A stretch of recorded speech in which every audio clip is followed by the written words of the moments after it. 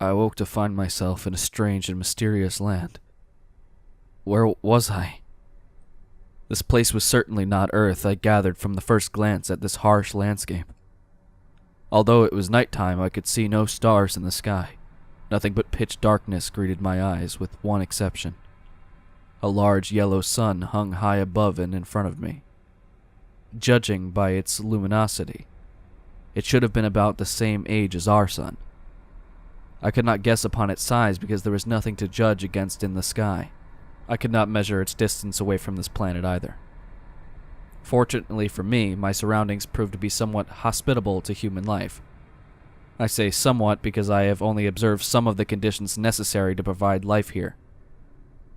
The large sun in the night sky must provide enough light energy for multiple cellular processes. I felt cool enough with my sweater and black-washed jeans, so I concluded that the sun must offer sufficient heat energy as well.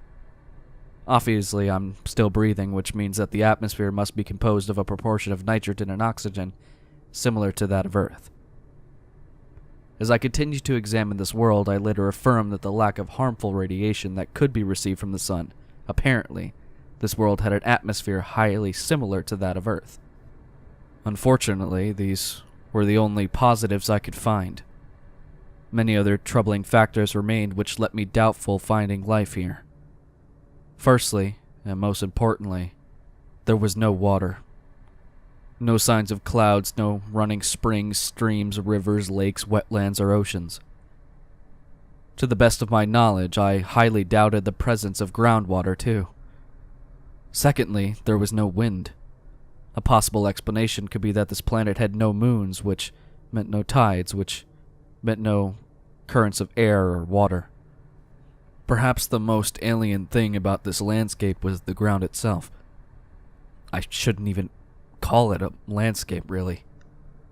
The whole planet was as flat as Kansas, without the wheat fields and cattle. I saw not a single rock formation, canyon, crater, mountain range, valley, or a hill in a 360-degree scan of the horizon.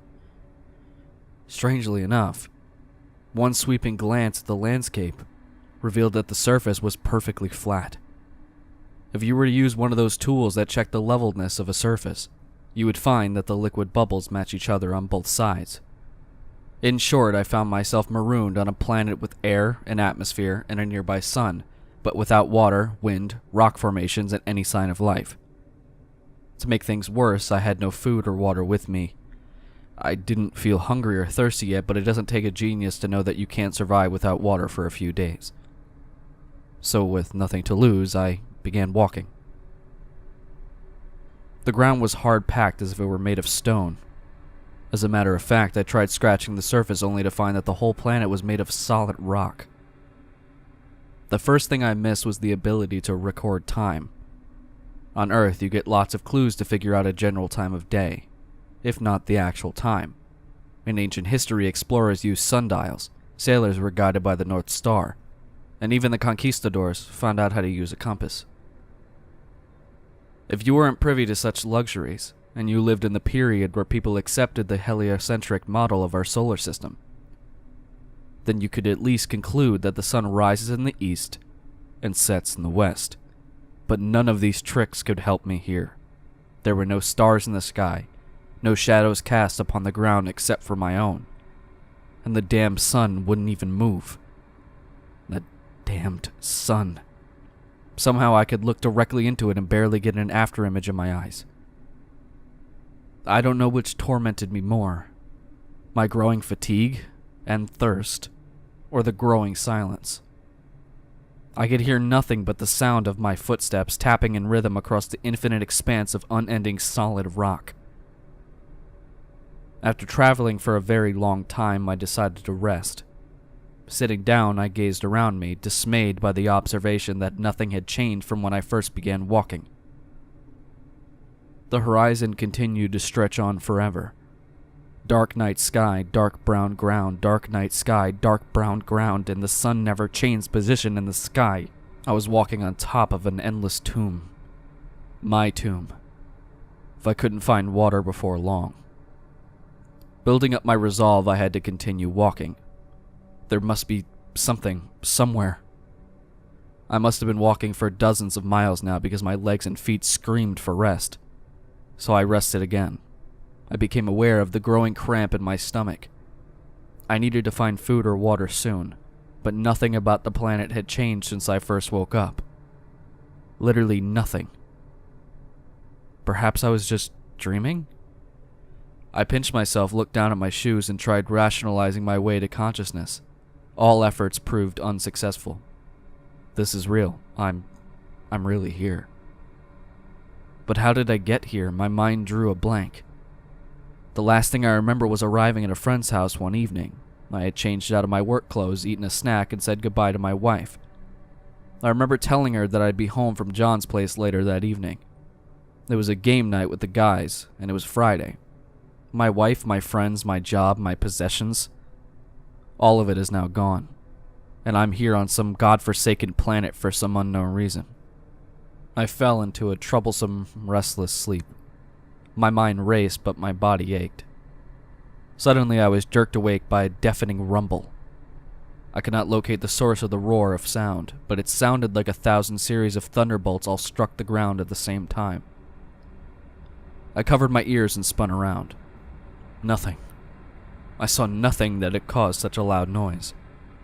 It only lasted for about 10 to 15 seconds, and then everything was back to complete and utter silence. I've heard of dry thunderstorms before. On Earth, they were very rare and localized to specific areas of the world. You can hear thunder and see lightning without getting any rain. Perhaps this planet is gigantic, like Jupiter, and has a set of roving thunderclouds that help form the basis of this planet's atmosphere. I thought about that possibility. If this was true, I might yet find a source of liquid to drink, maybe even water. By this time, I was getting desperate. It felt like I had seen nothing but this barren surface for weeks. If I didn't find something to drink, I was done for. Feeling weaker but still grasping onto life, I continued my walk for a third time. Imagine how overjoyed I was to find something different in the landscape. I fell to my hands and knees, caressing my fingers across the rock surface. A perfectly straight line demarcated two different types of rock. The first change in topology I had witnessed since finding myself here. This line, like the horizon, stretched onward infinitely. But on one side of this line, the rock was the dark brown color I had trekked across previously. On the other side, the rock changed to a light gray color, probably the halfway point between gray and white. I examined the new species of rock, in solidity, flatness, and barrenness. It was exactly the same as the dark brown variety. The only ostensible difference was the color. Perhaps this change of color signified a different environment up ahead? Clearly intelligent life must have created this line in the ground to tell something to travelers. I was no longer in doubt about life on this planet. It had to exist. No geomorphic actions could have made such a flat surface or fit together two different rocks so perfectly. I started to wonder how intelligent this life could be. Certainly nobody on Earth had yet succeeded in such a sophisticated degree of terraforming the lands as this planet. Perhaps this work was done by gods. Would this be a heaven or a hell then? Does this line mark some sort of transition? If so, does it serve as a warning or a benediction? All these questions and more circulated in frenzy in my mind. Do I continue in this direction or do I follow the line parallel to something else? Does the line end anywhere? What is beyond this line? Have I gone the wrong way? Should I turn back? With nothing to lose and time marching inexorably to my fate, I decided to press further, crossing the line into this new white-rocked land. My mouth was the driest it had ever been in my life. My lips chapped, my tongue felt swollen inside of my mouth. I had been walking across this gray-white stretch of land for a long time. The sky was still black as night, and the sun remained fixed in that one space, shining furiously on my face. I was almost in total despair. I made the wrong decision. I should have turned back. I'll never live to get food or water, much less get out of this place. This must be my punishment for something I had done on Earth. In a sick twist of fate, this will be my death, and there's nothing I can do about it. I lied prostrate on the ground, conserving my energy for as long as possible. I looked at the horizon, finding nothing. Nothing except... Wait, what is that? Out in the distance, you can barely see the very top of it. It looks like a gigantic pillar of some sort, but it must be at least 25 miles away. I jumped to my feet, reinvigorated by some newfound energy and desire for life. There was something, as far as the eye can see, that looks different than the rest of the barren nothingness of this planet. I felt compelled to chase after it, for fear that it would disappear into oblivion if I lose sight for one instant. A part of me wished it was just a mirage, some thirsty delusion of life where none exists. But the greater part of me wanted that figure in the distance to be true, so I walked without hesitation in the direction of that thing. I walked, and I walked some more, crossing back over the line into an expanse of dark brown rock. Before long, I confirmed that it wasn't just a mirage. As I came closer and closer to it, the thing grew larger and larger. The closer I got to it, the more details I could identify from it. The giant stone pillar, as I initially believed, turned out to be far more ornate than I could have imagined. Perhaps a better description of it might be obelisk. But instead of a pyramid shaped at the top of a gigantic column, it looked like a tall oval. There were thousands of etchings on the side of the obelisk. Some etchings revealed a calculated geometric pattern and stood out from the distance more than the softer shape-like etchings lower on the figure. As I got even closer to the obelisk, I could see the smallest trace of what I think was a mouth on the oval-like centerpiece at the top. I felt fascination, awe, and terror all at the same time. Certainly this must be proof that intelligent life exists here. This obelisk, I thought, must have been designed by the gods. No man, no human at least, could have built such a monument. When I got within 5 miles or so of the obelisk, it was so tall that I could no longer see the oval mouth at the top. The obelisk must have stood over 3 miles high, like the surface of the planet. Its sides looked perfectly smooth and flat without the etchings.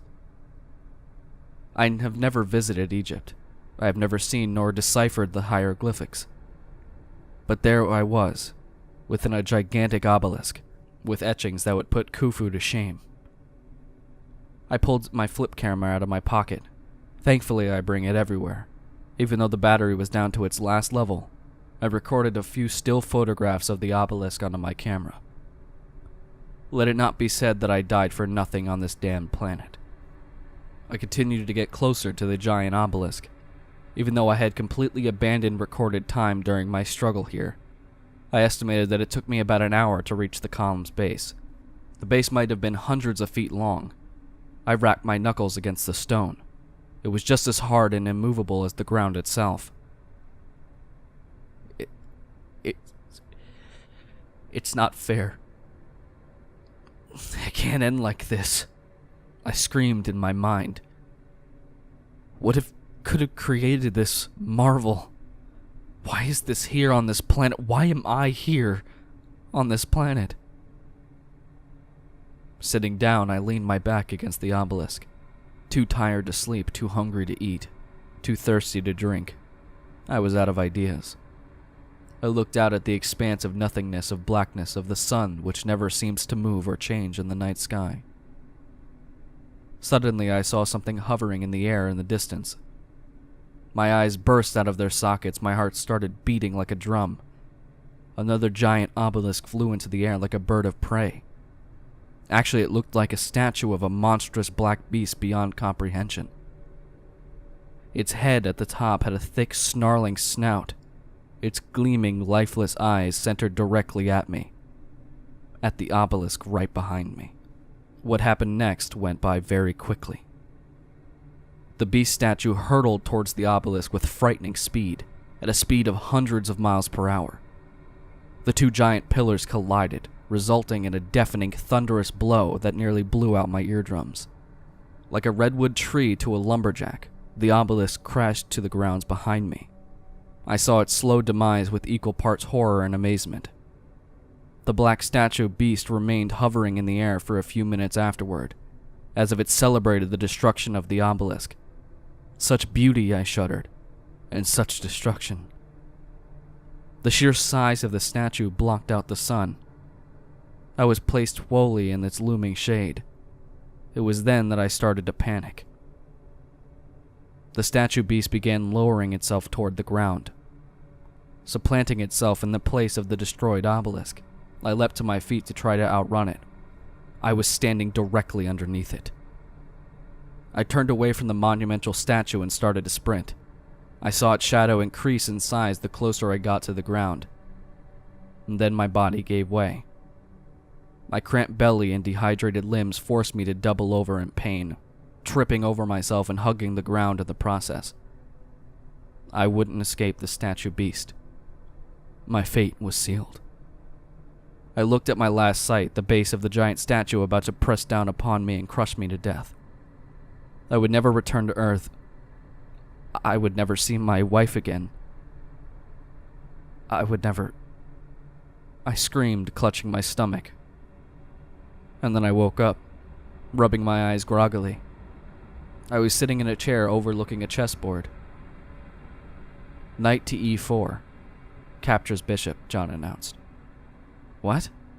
I asked. Looking around the room, John had turned off all the lights in the room except for a desk lamp that cast a dull yellow light over the chessboard. I got your bishop, Phil, he replied, smiling triumphantly. Stay awake so you can lose faster. A few of the other guys want to play against me before they leave. I yawned and looked at the clock. I better get home to my wife. Hey guys, thanks for having me here tonight. I got a busy day tomorrow, I said, getting up to leave the house. The other said goodbye, and I got in my car and drove home. About a week later, I sat down at my computer, still thinking of the weird dream I had playing chess with John. It seemed so real at the time. I went over the sequence of events that I could remember from my dream. My eyes went wide with shock. The flip camera.